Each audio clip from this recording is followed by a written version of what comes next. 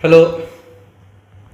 ये जो लेक्चर है इसमें हम लोग सर्कल यानी कि वृत्त के बेसिक टर्म्स के बारे में जानेंगे और वृत्त से संबंधित प्रमेय और थ्योरम के बारे में जानेंगे, उससे संबंधित जो भी फैक्ट है उसके बारे में जानेंगे। तो सबसे पहला बात है कि वृत्त है, तो वृत्त है तो यहाँ देखिए सबसे पहले क्या है, बेसिक कंसेप्ट, मूल अवधारणाएं। ठीक, सबसे पहले जानेंगे कि वृत्त क्या है। तो वृत्त क्या है? वृत्त एक ज्यामितीय आकृति है। क्या है? वृत्त एक ज्यामितीय आकृति है। ठीक है, जो एक ही तल में होता है। ठीक है, वृत्त एक ज्यामितीय आकृति है जो एक ही तल में होता है। ठीक, अब देखिए क्या है, यहाँ पे एक आप लोग को दिख रहा है, एक चित्र दिख रहा है, एक चित्र दिख रहा है वृत्त। ये जो चित्र है, ठीक है, ये जो चित्र आपको दिख रहा है ये वृत्त का चित्र है। ठीक है, लेकिन ये चित्र से हम थोड़ी दिखाने जाएंगे, हमको ऐसे कहना है कि ये बात क्लियर हो जाए। ठीक, तो क्लियर होने के लिए हमको क्या जरूरी है कि वृत्त एक ऐसी ज्यामितीय आकृति है जो एक फिक्स पॉइंट्स, एक निश्चित बिंदु से एक निश्चित बिंदु से इस आकृति की हर एक बिंदु समान दूरी पर रहती है।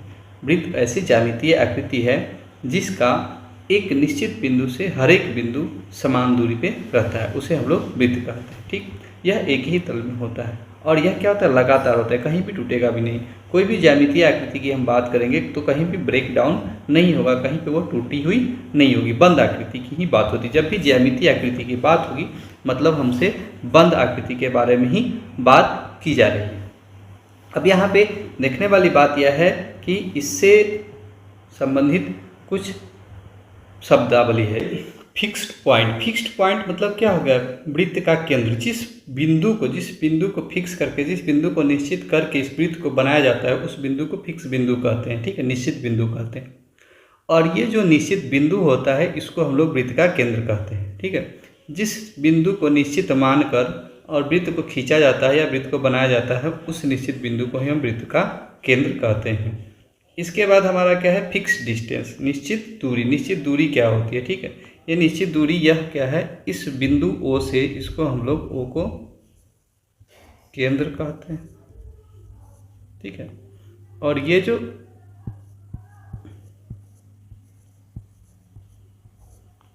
ठीक है, ये जो इस बिंदु से यहाँ तक की दूरी है, ठीक है, ये जो दूरी है इस दूरी को हम लोग क्या कहते हैं, त्रिज्या कहते हैं। इंग्लिश में इसको रेडियस कहते हैं। निश्चित दूरी यानी कि केंद्र से परिधि के बीच की निश्चित दूरी को हम लोग त्रिज्या कहते हैं। ठीक है, केंद्र से परिधि की निश्चित दूरी या केंद्र से परिधि की न्यूनतम दूरी को हम लोग त्रिज्या कहते हैं। परिधि क्या होता है, परिधि सरकमफेरेंस या परिधि, ठीक है, सरकमफेरेंस या परिधि क्या होता है, जो वृत्त को बनाने वाली रेखा होती है, होती है उसको हम लोग सरकमफेरेंस कहते हैं या परिधि कहते हैं। वृत्त के बनाने वाली रेखा को सरकमफेरेंस या परिधि कहते हैं। उसके बाद इससे संबंधित कुछ और टर्म्स है, पद है, वृत्त से संबंधित कुछ और टर्म्स है। क्या क्या है सो देखिए। ठीक है, क्या क्या है, तो ये है एक, जो यहाँ पे जब हमने त्रिज्या देख लिया तो त्रिज्या का दुगुना जो होता है वह क्या होता है, व्यास होता है। त्रिज्या का दुगुना जो होता है वह क्या होता है, व्यास होता है। इसको डायमीटर भी कहते हैं। ठीक है, यह क्या होता है, ऐसी रेखाखंड होती है जो केंद्र से होते हुए वृत्त के दो बिंदुओं को मिलाती है। ऐसी रेखाखंड, व्यास क्या है, ऐसा रेखाखंड जो केंद्र से होते हुए वृत्त के दो बिंदुओं को मिलाए उसको हम लोग व्यास कहते हैं। ठीक है, केंद्र से होते हुए वृत्त के दो अन्य बिंदुओं को मिलाए उसको हम लोग व्यास कहते हैं और यह त्रिज्या का दुगुना होता है। ठीक है, उसके बाद है कॉर्ड यानी कि इसको जीवा कहते हैं। ठीक है, इसको क्या कहते हैं, जीवा कहते हैं। जीवा या चाप कर्ण भी कहते हैं। ठीक है, जीवा अथवा चाप कर्ण भी कहते हैं। ठीक, यह जो रेखा है, यह जो रेखाखंड AB है इसको हम जीवा अथवा चाप कर्ण भी कहते हैं। इसको क्या कहते हैं, जीवा अथवा चाप कर्ण कहते हैं। अब देखिए जीवा क्या हुआ, तो वृत्त के किसी भी दो बिंदुओं को मिलाने वाली रेखा को हम लोग जीवा कहते हैं। वृत्त के किसी भी दो बिंदुओं को मिलाने वाली रेखा को हम लोग क्या कहते हैं? जीवा कहते हैं। और इसी को हम लोग चाप कर्ण भी कहते हैं। चाप कर्ण क्यों कहा जाता है? सो देखिए, यहाँ ये जो वृत्त है, ये जो वृत्त है, तो यहाँ से वृत्त का एक भाग हो गया ये, ठीक है, वृत्त का भाग ये हो गया, ठीक है, वृत्त का एक टुकड़ा हो गया, ठीक, इसको हम लोग चाप कहते हैं, चाप कहते हैं। इंग्लिश में इसको कहते हैं आर्क, ठीक है, इसको आर्क कहते हैं, ठीक। तो आर्क को इंग्लिश में आर्क कहते हैं, हिंदी में इसको चाप कहते हैं। यह क्या होता है? वृत्त का एक टुकड़ा होता है, वृत्त का एक भाग होता है, ठीक है, वृत्त का एक टुकड़ा होता है, वृत्त का एक भाग होता है। अब यहाँ पे देखिए, ये जो है, इसको अब बात ये रही थी कि चाप कर्ण क्यों कहते हैं, ठीक है। तो एक त्रिभुज में क्या होता है? दो भुजाओं के मिलाने वाला तीसरा जो भुजा होता है समकोण त्रिभुज का, तो उसको हम लोग कर्ण कहते हैं। अब यहाँ पे ये क्या कर रहा है? चाप के दोनों अंतिम बिंदु को मिला रहा है रेखाखंड, इसलिए इसको हम चाप कर्ण भी कहते हैं, ठीक है। चाप के दोनों अंतिम बिंदुओं को मिलाने वाला रेखा को हम लोग चाप कर्ण कहते हैं, ठीक है। तो जीवा को हम लोग चाप कर्ण भी कहते हैं। अब यहाँ पे एक चीज़ और देखिए, ये भी दो बिंदु को मिला रहा है, और यहाँ पे क्या हुआ? यहाँ पे ये जो है, ये व्यास भी दो बिंदु को मिला रहा है, यानी कि व्यास भी एक तरह का क्या हो गया? चाप कर्ण या जीवा हो गया। व्यास क्या हो गया? एक तरह का चाप कर्ण या जीवा हो गया।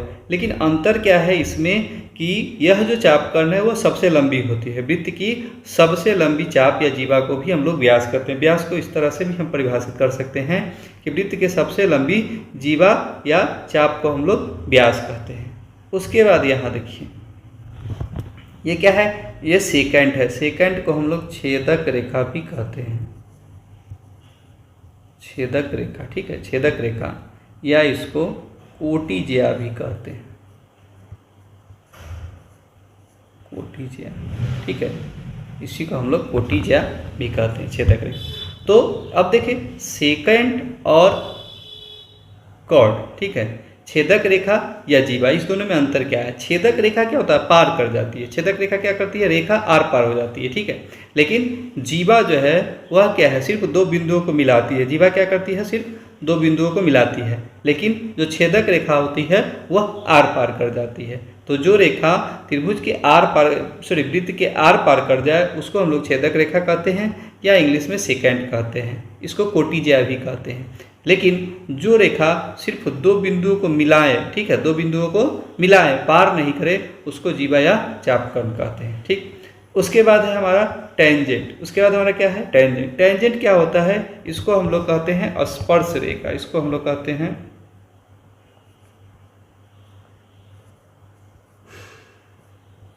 स्पर्श रेखा। स्पर्श मतलब सिर्फ छू कर निकल जाए, वृत्त को छू कर निकल जाए, यानी कि यह क्या होगा?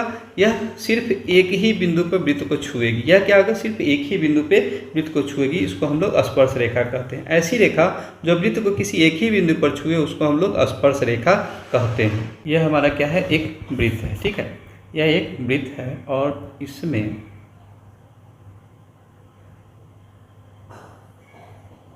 एक यह रेखाखंड है, ठीक। अब एक रेखाखंड, इसको क्या किया कि यहाँ देखिए दो भाग में बांट दिया। यहाँ पे इसका कहीं पे केंद्र है, ठीक। अब यहाँ पे इसका केंद्र O है, तो इसको दो भाग में बांट दिया, एक ऊपर है और एक नीचा है, ठीक। तो ये जो भाग है, दोनों भाग,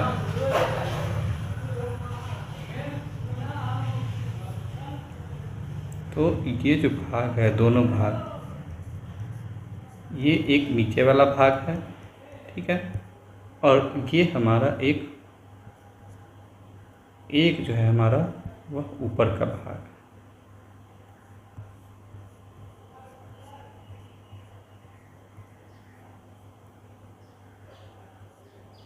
ठीक है। तो दो भाग में ये वृत्त बट गया, दो भाग में वृत्त बट गया। अब यहाँ पे बात ये है, देखने वाली बात ये है, यह एक रेखाखंड, इसको दो भागों में बांट दिया, तो ऊपर का भाग और नीचे का भाग। अब दोनों अलग अलग भाग, यह क्या हो गया? वृत्तखंड हो गया। दोनों अलग अलग भाग क्या हो गया?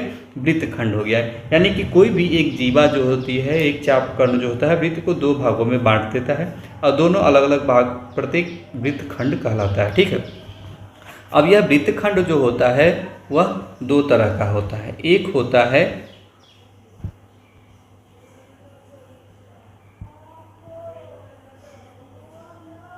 लघु, एक होता है लघु जिसको बोलते हैं माइनर,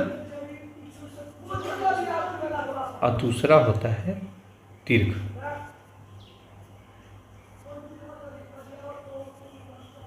दूसरा हमारा है दीर्घ और इसको कहते हैं मेजर। अब पहचानेंगे कैसे या बताएंगे कैसे?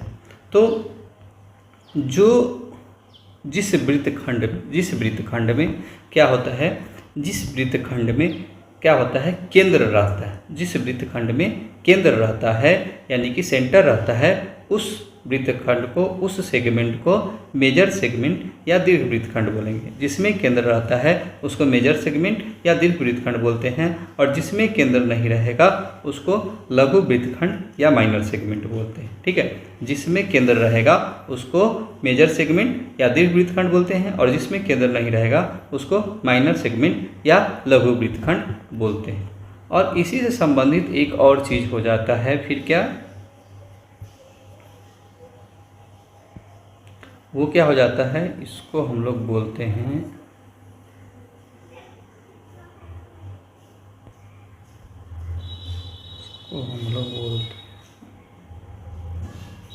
ठीक है, इसको बोलते हैं हम लोग अर्धवृत्त।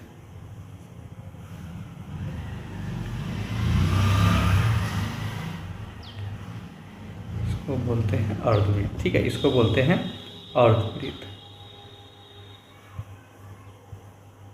अर्धवृत्त, और इंग्लिश में इसको बोलते हैं सेमी सर्कल।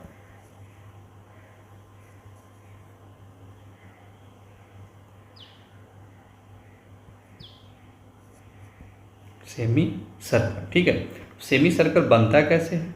तो यह जो है, जो व्यास होता है वह क्या करता है, व्यास, हर एक व्यास वृत्त को दो बराबर भागों में बांटता है। हर एक व्यास क्या करता है, वृत्त को दो बराबर भागों में बांटता है, और इस दोनों भाग को हम लोग अलग अलग अर्धवृत्त या सेमी सर्कल कहते हैं। अर्धवृत्त या सेमी सर्कल हम इस दोनों भाग को कहते हैं। ठीक है, अब इसमें क्या होगा कि यह ऐसा चाप होता है, ये जो अर्धवृत्त का चाप होता है वो भी क्या करता है, वह व्यास उसको मिलाता है। ठीक है, अर्धवृत्त के चाप को व्यास मिलाता है, और अर्धवृत्त जो होता है वो व्यास के द्वारा बनाया जाता है।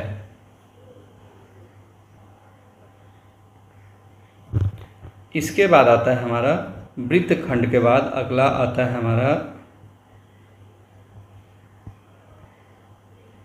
वृत्तखंड के बाद आता है त्रिज्यखंड। वृत्तखंड के बाद आता है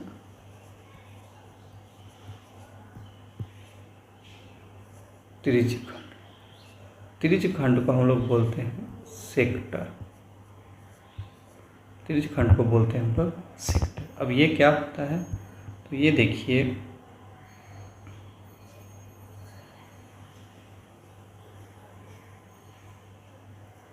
ठीक है, ये हो गया इसका सेंटर। सेंटर से एक त्रिज्या यहाँ मिला दी और एक त्रिज्या यहाँ मिला दी। ठीक है, एक त्रिज्या यहाँ मिला दी और एक त्रिज्या यहाँ मिला दी। अब जो ये भाग बचा, ये पूरा भाग है, ठीक है, ये पूरा भाग है। ठीक है, दो भाग में बट गया। ठीक, दो भाग में बट गया, तो एक तरफ छोटा है एक तरफ बड़ा है, एक तरफ छोटा है एक तरफ बड़ा है। तो अब ये जो पूरा भाग जो होता है, ये इधर का या इधर का, इन दोनों को अलग अलग हम बोलते हैं त्रिज्यखंड। इन दोनों को अलग अलग त्रिज्यखंड बोलते हैं। ठीक है, तो त्रिज्यखंड को अगर परिभाषित करना हो तो क्या होगा, तो दो त्रिज्याएं, ठीक है, किसी भी त्रिभुज की दो त्रिज्याएं, यानी कि ये O है, ये A है, B है। ठीक है, और ये चाप हो गया। ठीक है, तो OA और OB और एक चाप AB। ठीक है, इसके बीच का जो भाग हो गया, क्षेत्र हो गया, उसको हम लोग त्रिज्यखंड बोलते हैं। यानी कि किसी भी त्रिभुज की दो त्रिज्याएं और उससे संबंधित या उससे संलग्न चाप के बीच का जो क्षेत्र होता है उसको हम लोग त्रिज्यखंड बोलते हैं। ये त्रिज्या हो गया ये, और इसका संलग्न, इससे जुड़ा हुआ, ठीक है, इससे संबंधित चाप हो गया, तो ये त्रिज्यखंड हो गया। इधर एक त्रिज्यखंड है और इसी दो त्रिज्या से इधर भी त्रिज्यखंड बन रहा है। ठीक, अब यहाँ भी ये भी दो तरह का होता है, लघु और दीर्घ। ये भी क्या हो गया, लघु या, और दूसरा है दीर्घ, लघु और दीर्घ। इसको भी अर्धवृत्त से बड़े चाप के द्वारा जो त्रिज्यखंड बनता है उसको हम लोग दीर्घ त्रिज्यखंड बोलेंगे, और अर्धवृत्त से छोटे चाप के द्वारा जो त्रिज्यखंड बनता है उसको हम लोग लघु त्रिज्यखंड बोलेंगे। ठीक है, जो अर्धवृत्त से बड़ा चाप के द्वारा जो त्रिज्यखंड बनेगा उसको हम लोग दीर्घ त्रिज्यखंड बोलेंगे, मेजर सेक्टर बोलेंगे, और अर्धवृत्त से छोटे चाप के द्वारा जो त्रिज्यखंड बनेगा उसको हम लोग माइनर सेक्टर या लघु त्रिज्यखंड हम कहेंगे। ठीक है, अब इसमें एक और चीज़ इससे संबंधित आ गया, जब त्रिज्यखंड की बात आती है, जब त्रिज्यखंड की बात आती है तो देखिए अब यहाँ पे एक कोण बन रहा है, हम दिख रहे हैं, एक कोण बन रहा है, कोण AOB, AOB, ठीक है, AOB, ठीक है, AOB, ये इसका मान थीटा हो गया, कुछ भी हो गया। तो AOB कोण किसके द्वारा बन रहा है, दो त्रिज्याओं के द्वारा बन रहा है। कहाँ पे बन रहा है, केंद्र पे बन रहा है, सेंटर पे बन रहा है। तो इस कोण को हम लोग केंद्रीय कोण कहते हैं, केंद्रीय कोण, या इसको हम लोग सेंट्रल एंगल भी कहते हैं, सेंट्रल एंगल भी हम लोग कहते हैं। ठीक है, सेंट्रल एंगल, केंद्रीय कोण या सेंट्रल एंगल क्या होता है, वैसा कोण जो दो त्रिज्याओं के द्वारा किसी भी वृत्त के केंद्र पे बनता है उसको हम लोग केंद्रीय कोण या सेंट्रल एंगल हम लोग कहते हैं। अब इसके बाद है, केंद्रीय कोण के बाद है, केंद्रीय कोण के बाद है हमारा सकेंद्रीय वृत्त। ठीक है, समकेंद्रीय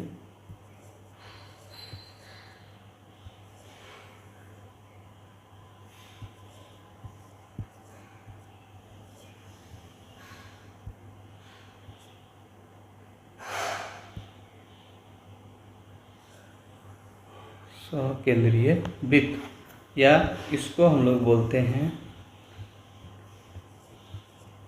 कंसेंट्रिक, कंसेंट्रिक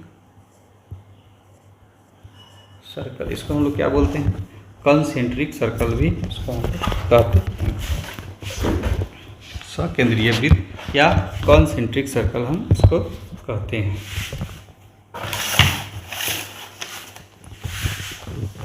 कंसेंट्रिक सर्कल हम इसको कहते हैं या सकेंद्रीय वृत्त भी कहते हैं। ये होता क्या है, सो देखिए ये होता क्या है।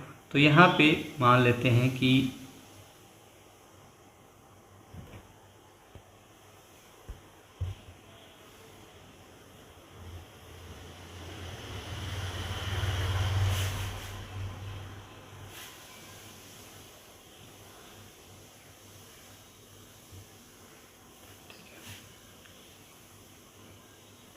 अब मान लेते हैं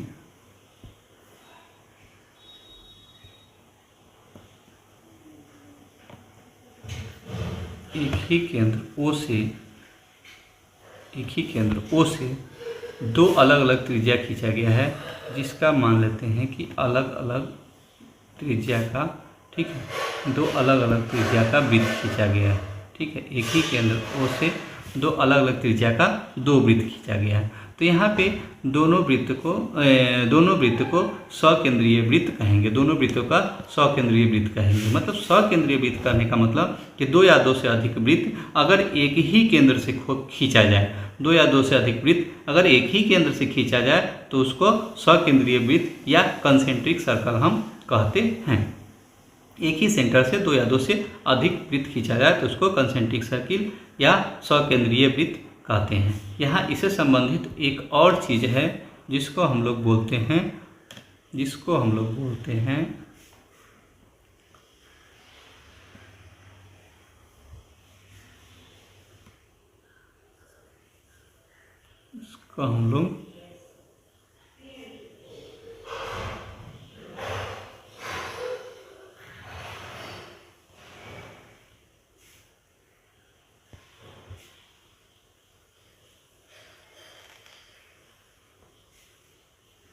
इसको हम लोग वलय या रिंग बोलते हैं।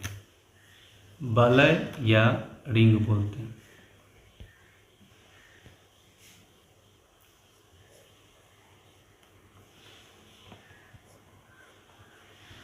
इसको हम लोग वलय या रिंग बोलते हैं। ठीक है, तो यह जो हो गया, यह दो वृत्त के बीच का भाग हो गया। यह क्या हो गया? दो वृत्त के बीच का भाग हो गया। अगर दो सकेंद्रीय वृत्त है तो इसके बीच के भाग को हम लोग वलय या इसको रिंग, इसको हम लोग अंगूठी भी बोलते हैं। वलय, रिंग या अंगूठी भी बोलते हैं। यह क्या होता है? दो सकेंद्रीय वृत्तों के बीच का भाग होता है।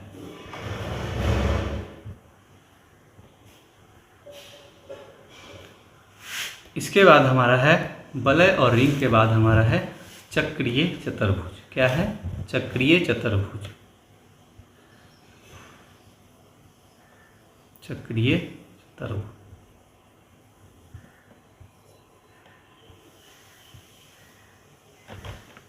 चक्रीय चतुर्भुज, इसको हम लोग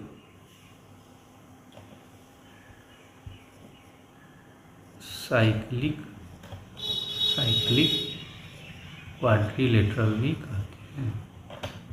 साइक्लिक क्वाड्रिलेटरल या चक्रीय चतुर्भुज कहते हैं। यह क्या होता है?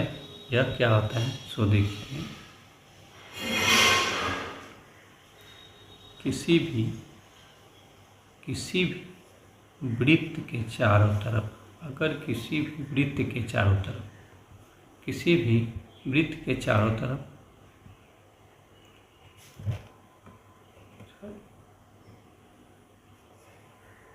किसी भी वृत्त के अंदर, चारों तरफ किसी भी वृत्त के अंदर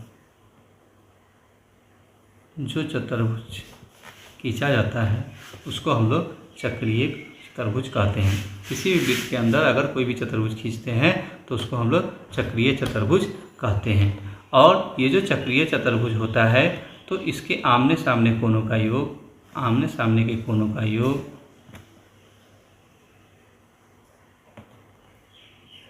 180 डिग्री होता है।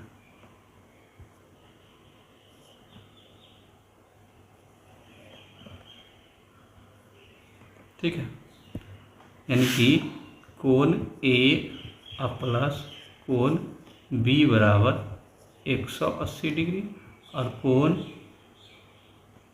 बी नहीं,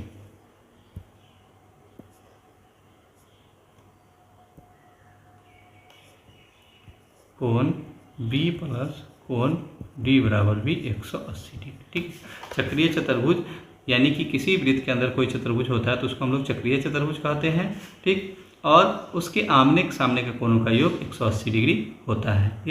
अंतःवृत्त या इन सर्किल, अंतःवृत्त और इन सर्किल क्या होता है? तो किसी भी अगर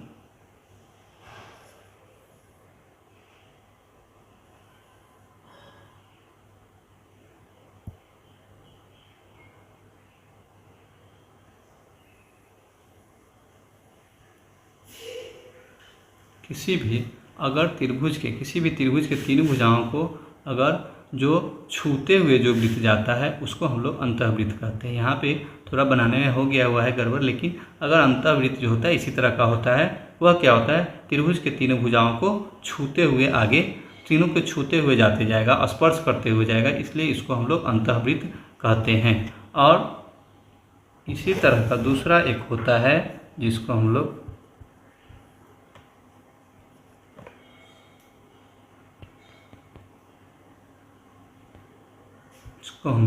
कहते हैं परिवृत्त। इसको हम लोग क्या कहते हैं?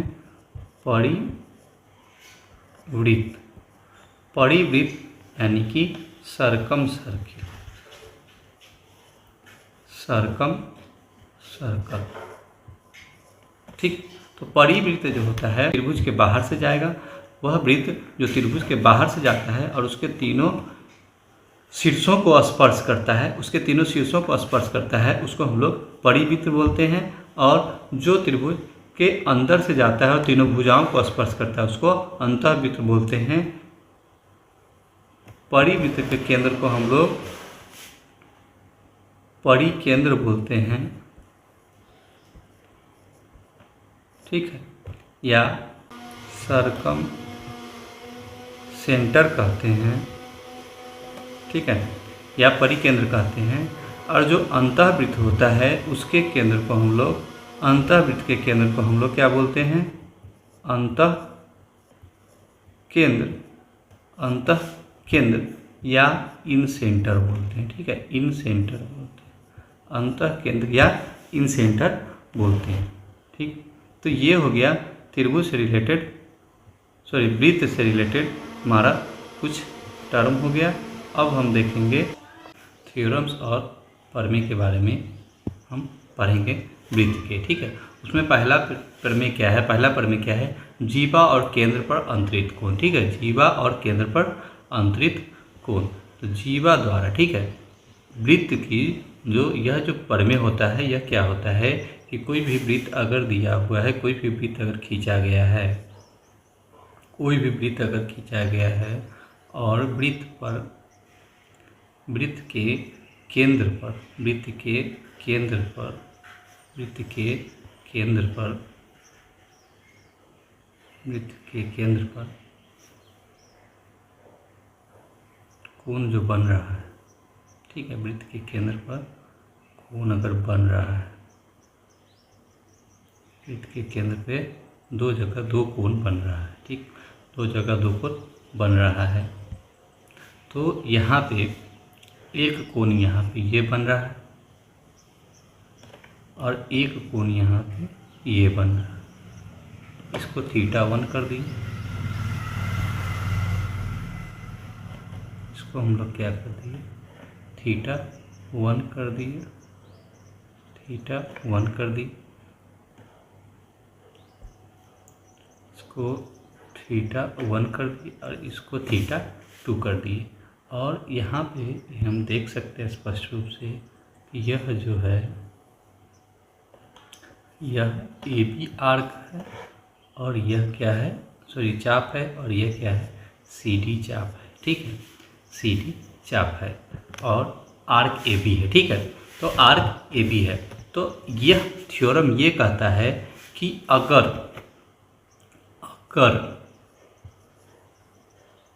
AB बराबर CD, ठीक है, AB बराबर CD, रेखाखंड AB बराबर CD, ठीक है, या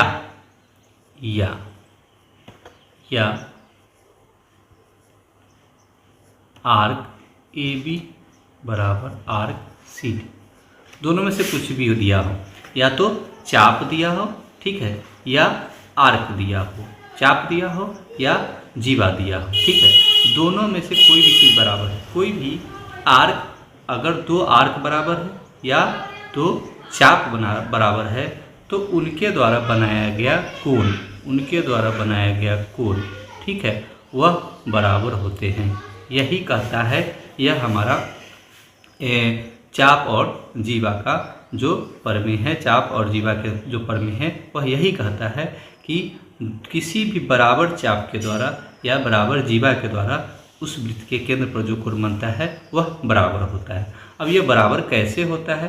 तो यहाँ पे देख लीजिए, हम इसमें सर्वांग समता का उपयोग करेंगे। हम क्या करेंगे? सर्वांग समता का उपयोग कैसे करेंगे इसको देखिए कि त्रिभुज OAB है, त्रिभुज OAB है और त्रिभुज OCD है। ठीक, त्रिभुज OAB है और त्रिभुज OCD है। ठीक, तो यहाँ पे देखिए, यहाँ पे क्या है कि ये जो है, मान लेते इसके बराबर, क्योंकि ये भी त्रिज्या है, OA भी त्रिज्या है और OC भी त्रिज्या है। दूसरा फिर क्या है? OB भी त्रिज्या है, OD भी त्रिज्या है। ये इसके बराबर है, ये इसके बराबर, दोनों बराबर हो गया। ठीक है, लेकिन अब तीसरा जो है वो बराबर दिया हुआ है, तीसरा क्या है, चाप दिया हुआ है, चाप क्या है, बराबर दिया हुआ है, चाप बराबर दिया हुआ, तो यानी तीनों भुजा बराबर हो गई। तो तीनों भुजा जब बराबर हो गई तो क्या हो गया, यह त्रिभुज क्या हो गया, दोनों त्रिभुज क्या हो गया, सर्वांगसम हो गया। अब दोनों जब त्रिभुज दोनों सर्वांगसम हो जाएगा, ठीक है, जो दोनों त्रिभुज सर्वांगसम हो जाएगा तो क्या हो जाएगा, दोनों त्रिभुज अगर सर्वांगसम हो जाएगा तो उसके संगत कोण जो है वह बराबर हो जाएंगे, संगत कोण बराबर हो जाएंगे। तो इसका और इसका ये संगत कोण हो गया, इसका और ये दोनों कोण जो है दोनों त्रिभुज का संगत कोण हो गया। तो संगत कोण आपस में बराबर हो जाएंगे क्योंकि त्रिभुज सर्वांगसम है। और त्रिभुज सर्वांगसम कैसे हो गया, तो एस एस एस सर्वांग समता से, यानी कि भुजा भुजा भुजा सर्वांग समता से यह सर्वांगसम हो गया और इसलिए यह क्या है, यह कोण आपस में बराबर है। केंद्र से जीवा पर लंब, केंद्र से जीवा पे लंब, perpendicular from the centre of a centre to a chord. तो अगर हम क्या करते हैं, अगर हम कोई सर्किल ड्रॉ करते हैं, क्या होता है, इसका कहना यह है कि अगर सर्किल हम ड्रॉ करते हैं, अगर हम सर्किल बनाते हैं, अगर हम सर्किल बनाते हैं, ठीक है, और इस सर्किल में क्या किया हमने, एक इसका जीवा भी बना दिया और यहाँ पे ये क्या है, हमारा केंद्र है, ठीक है। तो यहाँ से क्या कहते हैं, यहाँ से ये जो लंब डालेंगे, केंद्र से जीवा पे लंब डालेंगे, ये क्या हो गया, लंब हो गया। और यह जो लंब हो गया, ये हमारा ए हो गया, ये हमारा हो गया बी, ठीक है। इसको मिला दें, इसको भी मिला दें, ठीक है। तो ओ डी, ठीक है, ओ डी जो है, ओ डी क्या है, कहता ये है, यह हमारा थ्योरम पर में कि अगर यह चाप ए बी है, यह चाप ए बी है, ठीक है, यह जीवा ए बी है, चाप नहीं, जीवा ए बी है और ए बी पर ओ से लंब डाला गया है, ठीक है, ए बी से ओ पर ओ डी, ओ से ओ डी लंब डाला गया है, ठीक है, ए बी पर ओ डी लंब डाला गया है। तो वह जो लंब होगा, वह जो लंब होगा इस जीवा को दो बराबर भागों में बांट देगा, ये जो जीवा है इसको दो बराबर भागों में बांट देगा। कैसे बांट देगा, तो सो देखिए कैसे बांट देगा। तो यहाँ पे हमको क्या दिख रहा है, हमको क्लियरली दिख रहा है कि ये एक त्रिभुज है, ये एक त्रिभुज है, ठीक है, त्रिभुज यहाँ पे ओ डी बी है और त्रिभुज ओ डी ए, ठीक है। तो दोनों में क्या दिख रहा है कि ये हमको ओ ए बराबर ओ बी, ओ ए बराबर ओ बी, ओ ए बराबर ओ बी और ओ डी बराबर ओ डी, दोनों में क्लियर। और यहाँ पे कोण जो है वह क्या है, 90 डिग्री, ठीक है, कोण क्या है, 90 डिग्री, दोनों में 90 डिग्री समकोण है दोनों, ठीक है। तो यहाँ समकोण हो गया, ओ ए इसका कर्ण हो गया, ये क्या हो गया, ये हमारा आर हो गया और ये क्या हो गया, हाइपोटेन्यूज हो गया और ये एस हो गया, ठीक है। तो आर एच एस क्राइटेरिया से, ठीक है, आर एच एस क्राइटेरिया से, आर एच एस क्राइटेरिया से यानी कि समकोण, कर्ण और भुजा क्राइटेरिया से यह दोनों त्रिभुज क्या हो गया, सर्वांगसम हो गया। और जब यह दोनों त्रिभुज सर्वांगसम हो जाएगा तो इसके संगत भाग जो होंगे वह बराबर होंगे और संगत भाग बराबर होंगे तो इसलिए यहाँ से क्या हो जाएगा कि ए डी बराबर बी डी हो जाएगा। और यही हमारा यह थ्योरम कहता है कि अगर कोई त्रिभुज किसी भी वृत्त में अगर चाप है और चाप पे केंद्र से कोई जीवा है, जीवा से केंद्र पर कोई भी लंब डाला जाता है तो वह लंब उस जीवा को दो बराबर भागों में बांट देता है। तीसरा प्रमेय क्या है, केंद्र से जीवा की दूरी, केंद्र से जीवा की दूरी यानी कि distance of a chord from the centre, distance of a chord from the centre. और यह हमारा क्या कहता है कि अगर एक ही वृत्त है, ठीक है, एक ही वृत्त है, एक ही वृत्त है,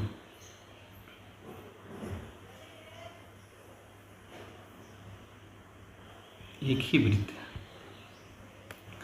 तो एक ही वृत्त अगर है और इसमें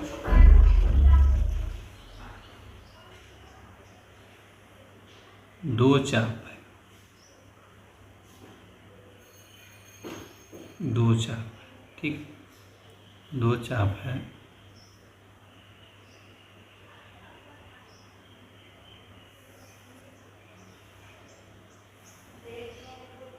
दो चाप है और दोनों चाप पे लंब डाला गया, दोनों चाप पे लंब डाला गया, ठीक, दोनों चाप पे लंब डाला गया। तो यहाँ पे हमको ये दिख रहा है कि ये O है, मान लेते हैं कि ये AB है, ये AB है और ये CD है, ये CD। यहाँ दिया गया है कि AB बराबर क्या है, CD है, AB बराबर CD हमारा दिया गया हुआ है और MN, ठीक है। हमको OM बराबर ON बताना है, ठीक है, OM बराबर ON बताना है, ठीक, तो OM बराबर ON बताना है। यह क्या दिया गया हुआ है, AB बराबर CD दिया हुआ है, OM बराबर ON बताना है, ठीक है। इसके लिए भी हम क्या करेंगे, यहाँ से इसको मिला देंगे, क्या करेंगे, यहाँ से इसको हम मिला देंगे और फिर क्या करेंगे, यहाँ से भी इसको हम मिला देंगे, यहाँ से हम इसको मिला देंगे। तो यहाँ पे क्लियर दिख रहा है, यहाँ पे क्लियर दिख रहा है कि क्या है, क्लियर हमारा क्या दिख रहा है कि OB बराबर OD, OB बराबर OD, OB बराबर OD हमारा है, ठीक है।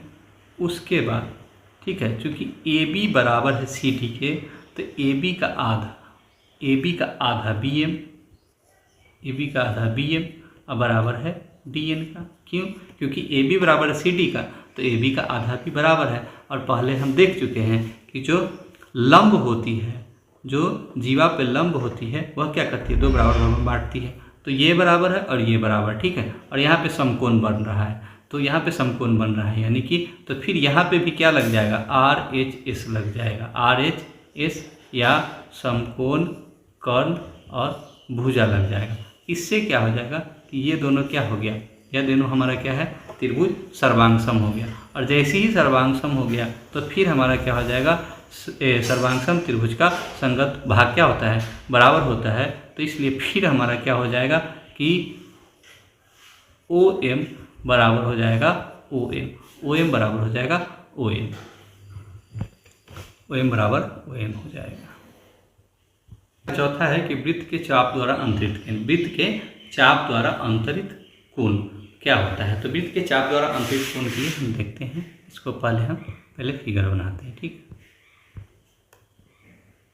फिगर हम बनाते हैं, फिगर क्या बनाए, एक बड़ा सा वृत्त बना दिए,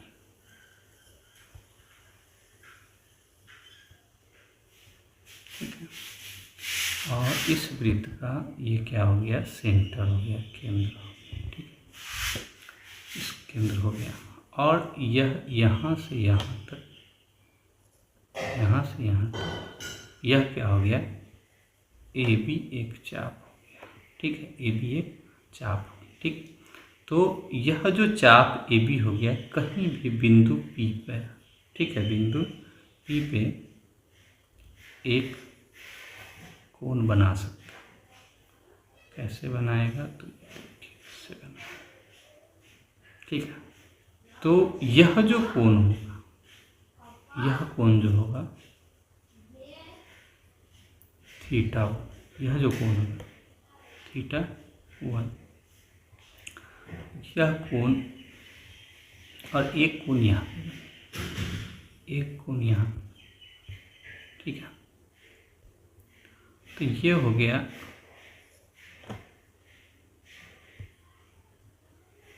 इसको हम कह दिए θ1 और इसको हम कह दिए θ2, इसको हम कह दिए θ1, इसको कह दिए θ2, तो θ2, ठीक। यहाँ पे केंद्र θ1 है, θ2, ठीक। अब कहता ये है कि ये जो कोण बनेगा, यहाँ पे केंद्र पे जो कोण बनेगा, इसका दुगुना हो जाएगा, ठीक है। θ2 बराबर 2 गुने θ1, ठीक है, θ2 बराबर 2 गुने θ1। यह प्रमेय यही कहता है, ठीक। यह प्रमेय यही कहता है कि θ2 बराबर θ1, यानी केंद्र पर का कोण दूसरे तरफ कहीं भी वृत्त में बन रहा है, उस केंद्र का दुगुना हो। अर्धवृत्त का कोण यानी angle in a semicircle. ठीक है, अर्धवृत्त यानी कि angle in a semicircle. अर्धवृत्त का कोण जो होता है, एंगल इन सेमी सर्कल जो होता है, वह हमारा क्या होता है, 90 डिग्री का होता है। ठीक है, ये हमारा क्या होता है, 90 डिग्री होता है। इसको हम यहाँ देखिए चित्र से हम समझते हैं। इसको हम यहाँ पे हम क्या किए, एक वृत्त बना दें। ठीक, एक वृत्त बना दिए। अब एक वृत्त बना दिए तो यहाँ पे देखिए एक वृत्त में हम क्या किए, एक व्यास खींच दिए। व्यास खींचिए, यह व्यास जो है कहीं पे भी बनाएगा,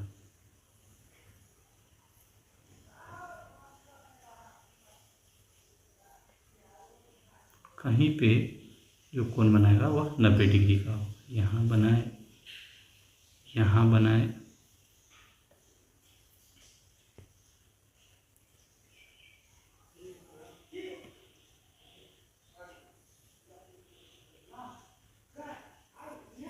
कहीं पे भी बनाए, यह 90 डिग्री का व्यास जो होगा, यह व्यास क्या है, ए बी, यह हमारा क्या है, कहीं पे भी बनाएगा यह 90 डिग्री ही बनाएगा, यह 90 डिग्री ही बनाएगा। तो व्यास जो होता है वह वृत्त के किसी भी बिंदु पे 90 डिग्री का कोण बनाता है। प्रमेय 8 क्या है, प्रमेय 8 हमारा थ्योरम 8 क्या कह रहा है कि स्पर्श रेखा और त्रिज्या यानी कि टेंजेंट और रेडियस, तो किसी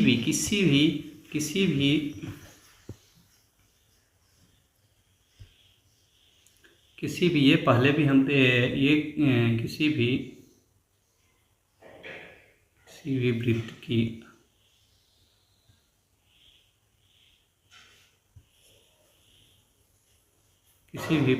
कोई स्पर्श रेखा अगर है, कोई स्पर्श रेखा है, तो स्पर्श रेखा जो होती है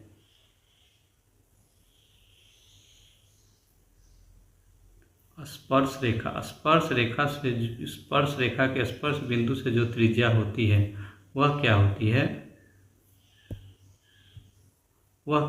लंब होती है, यानी कि 90 डिग्री का कोण बनाती है। अगर कोई टेंजेंट है, कोई स्पर्श रेखा है, उस पे जो त्रिज्या होती है वह क्या होती है, लंब होती है, अर्थात 90 डिग्री का कोण बनाती है। अगला प्रमेय ये कहता है कि बाहरी बिंदु से स्पर्श रेखाएं यानी कि टेंजेंट फ्रॉम एक्सटर्नल पॉइंट, बाहरी बिंदु से स्पर्श रेखाएं यानी कि टेंजेंट फ्रॉम एक्सटर्नल पॉइंट, कोई भी वृत्त है उस पर अगर वृत्त के बाहर के बिंदु से स्पर्श रेखा खींची जाती है तो उसके बारे में क्या होता है, सो हम यहाँ पे देख रहे हैं। दो स्पर्श रेखा है और मान लेते हैं कि यह पॉइंट P है और ये क्या है, A है, और यह क्या है, B। ठीक है, यह PA और PB। अब ये जो हमारा है, ये जो थ्योरम है, ये कहता है कि PA और PB जो है वह क्या होता है, बराबर है, PA और PB बराबर है। और ऐसा क्यों है, तो सो हम देख लेते हैं। ऐसा इसलिए है कि ये देखिए, अगर यह क्या है, ये केंद्र है, यहाँ केंद्र से हम क्या किए, त्रिज्या बना दी, यहाँ इस पे भी हम केंद्र से क्या किए, त्रिज्या बना दी। ठीक है, यह, और अगर इससे हम इसको मिला दें, इससे इसको हम मिला दें, तो अब यहाँ पे क्या देख रहे हैं, दो त्रिभुज, यहाँ पे क्या है, दो त्रिभुज, एक ऊपर वाला है, एक नीचे वाला त्रिभुज। ठीक है, उसमें क्या है कि यहाँ पे 90 तो बन रहा है, यहाँ पे तो 90 बन रहा है, अभी ऊपर ही देखिए दोनों जगह 90 बन रहा है। ये बीच वाला भुजा जो है, ये बीच वाला भुजा क्या है, ये OP दोनों में कॉमन है, OP क्या है, दोनों में कॉमन है, यानी कि 90 भी बन रहा है और इसका कर्ण जो है दोनों में कॉमन है, उभयनिष्ठ, यानी कि दोनों का कर्ण भी बराबर हो गया, 90 डिग्री भी। और ये जो त्रिज्या है, यह त्रिज्या है दोनों, इसलिए ये दोनों बराबर होगी, यानी कि कर्ण बराबर है, 90 डिग्री है, और एक भुजा बराबर है। तो क्या हो गया कि RHS से समकोण कर्ण, भुजा से समकोण कर्ण और भुजा से क्या है, दोनों त्रिभुज सर्वांगसम हो गया। जब दोनों त्रिभुज सर्वांगसम हो गया तो फिर PA बराबर PB हमारा हो गया। और यही हमारा यह थ्योरम कहता है कि किसी भी बाह्य बिंदु से, अगर किसी वृत्त पर किसी बाह्य बिंदु से दो स्पर्श रेखाएं खींची जाती हैं तो दोनों स्पर्श रेखाएं आपस में बराबर होंगी। अब ये जो है एकांतर खंड प्रमेय है। एकांतर खंड प्रमेय ये कहता है, क्या कहता है, खंड PQ है और AB पे PQ स्पर्श रेखा है। AB के बिंदु A पे PQ स्पर्श रेखा है और जो कोण ABQ, कोण यहाँ पे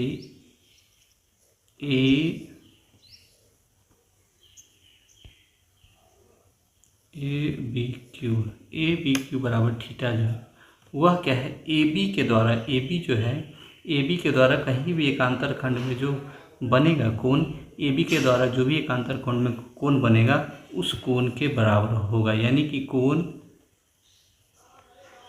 AR और B के बराबर होगा हमेशा।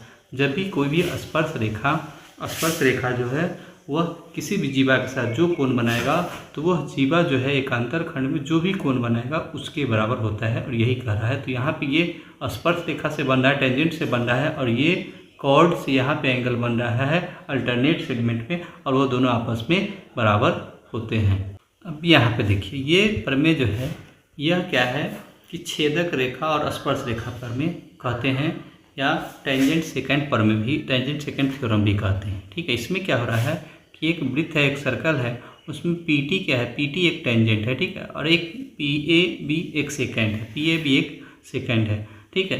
तो ये थ्योरम ये कहता है कि यहाँ पे जो स्पर्श रेखा की लंबाई है उसका वर्ग, यानी कि PT स्क्वायर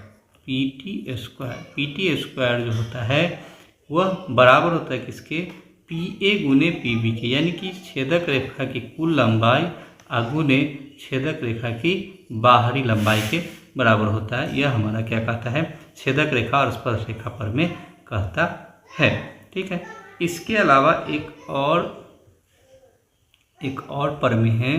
ठीक है, यहाँ पे दो स्थिति दिख रही है, क्या दिख रही है कि वृत्त है, वृत्त में एक